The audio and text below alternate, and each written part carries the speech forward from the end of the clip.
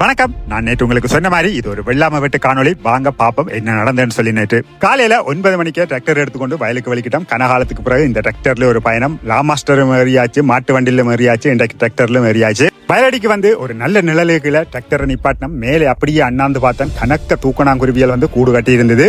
அறுவடை நடக்க போற அந்த வயல் இதுதான். மொத்தமா 3 ஏக்கர் காணி, 2 வெட்டு மிஷின் வந்து நெல்லு வெட்ட வந்திருந்தது. இந்த பிரதேசத்துல கிட்டத்தட்ட முக்காவாசி வயல்களும் வெட்டி முடிஞ்சது. இந்த வயலும் இன்னும் ஒரு கொஞ்சம் வயலும் தான் வெட்ட கிடக்குது. இந்த நெல்லு வெட்டு மிஷினை இலங்கை மக்கள் செல்லமாக அழைப்பது சுனாமி என்று. பெயருக்கேற்ற மாதிரி வந்ததும் தெரியாது, வெட்டினதும் தெரியாது. 3 ஏக்கர் காணிய இந்த நெல்லு வெட்டு இயந்திரம் வர முன்னம் ஒரு 3 ஏக்கர் காணிய 5 பேர் வெட்டினார்கள் என்றால் 4 நாள் தேவை அதை வெட்டி முடிப்பதற்கு மட்டும். அதன் பிறகு வெட்டிய நெல்ல களத்துக்கு கொண்டு வந்து அதை சூடடிச்சு அதை தவத்துவதெல்லாம் தனித்தனி வேலைகள். ஒரு கிழமை 10 நாள் எடுக்கும் இந்த அறிவு வெட்டு வேலையை இந்த இயந்திரம் நேற்று 2 மணி நேரத்துக்குள் முடித்து விட்டது. புலம்பெயர முன்பு சின்ன வயசுல இந்த அறிவு வெட்ட பார்க்க போன ஞாபகங்கள் எனக்கு இப்பவும் இருக்குது. இந்த பிரதேசத்துல வெள்ளாம செய்த பல விவசாயிகளுக்கு இந்த முறை மகிழ்ச்சி. பல பேருக்கு நல்ல விளைச்சல், ஒரு சில பேரை தவிர. உண்மையாவே ஒரு சில வேலைகள் வந்து செய்யக்க அது வேலை மாதிரியே தெரியாது. அவ்வளவு பண்ணா இருக்கும், அவ்வளவு கதை சிரிப்பு என்று சொல்லி நேற்று அந்த மாதிரியா போச்சுது அந்த நாள். வெட்டி இயந்திரம் கொண்டு வந்தவர்கள் சிங்கள சகோதரர்கள். புலனறுவ மாவட்டத்திலிருந்து இந்த பிரதேசத்தில் உள்ள எல்லா வயலும் முடிய விட்டு தான் அவர்கள் இங்கே இருந்து புறப்படுவார்கள்.